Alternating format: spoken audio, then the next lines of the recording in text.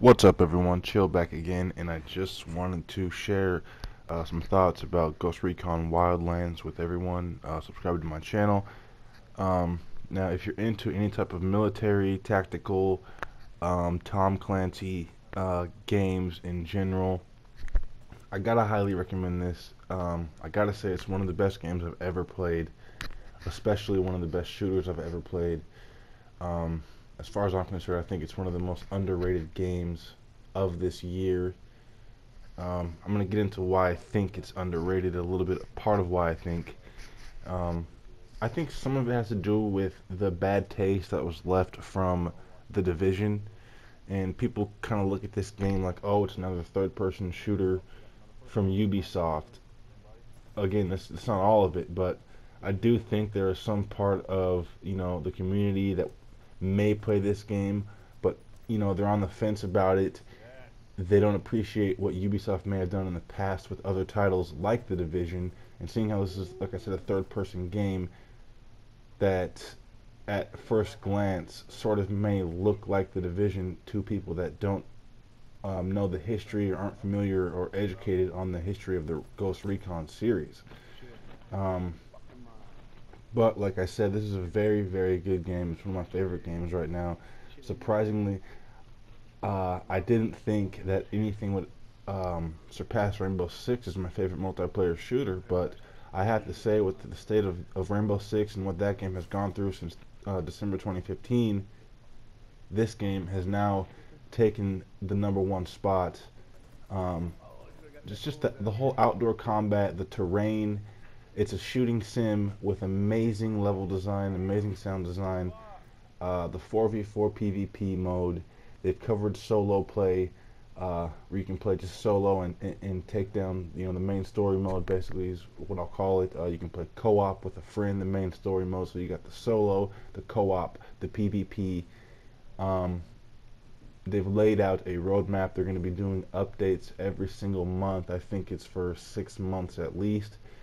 The first update they did was the interference update to the Ghost War PvP.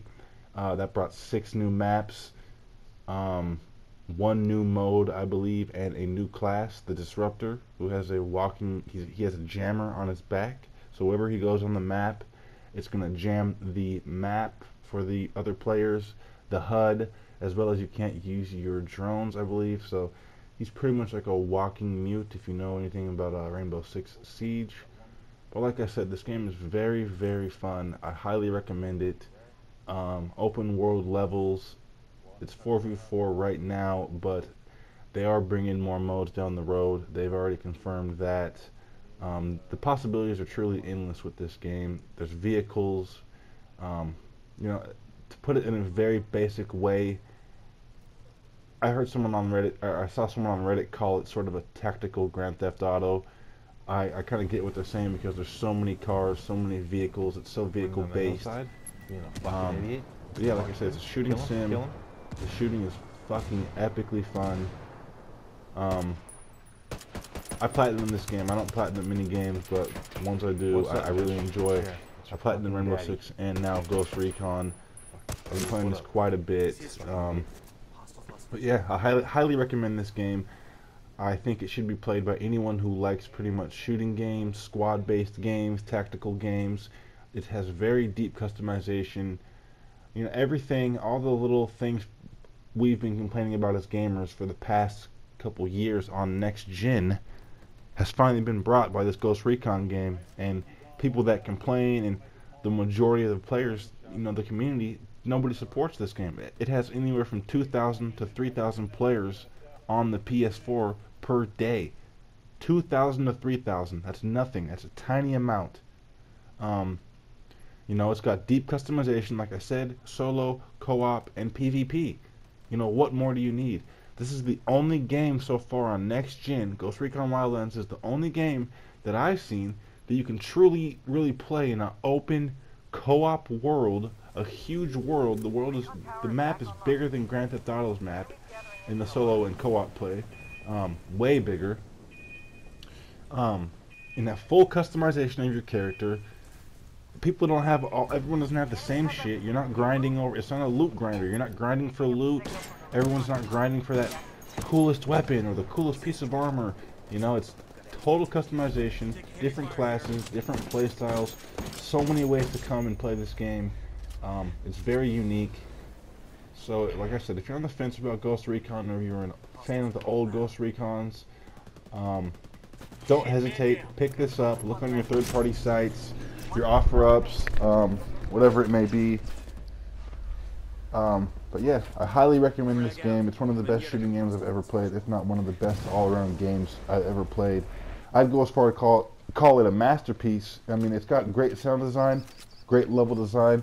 The shooting is perfect. The mechanics are just amazing. A lot of this, it's just balanced. Like I cannot preach about this game enough. It's definitely went to the top of my list after they brought the Ghost War update, which came about a month or two ago. I'm not quite sure the exact date, but the original game launched in March of 2017. The Ghost War update came a few months after that, and that's what this gameplay has been here, the Ghost War PvP. So yeah, in closing, I just want to say this game is very underrated. Once again, just to wrap it up, this is a game that you should be playing if you're a shooter fan or an FPS fan or really anything. Like I said, I think this is the very first game to really deliver on that open world promise that a lot of next-gen games had tried to bring and promise, like Destiny, for example, The Division. All those games, you know, it was basically lies. You know, they tried to say it was going to be open world, co-op, customization, all this. You're gonna ask the Guardian where he got his gun, and you're gonna wonder where he got it. And obviously none of that was true. But yeah, this game, it is true. Peace out, guys. Catch you later. Ghost Recon Wildlands.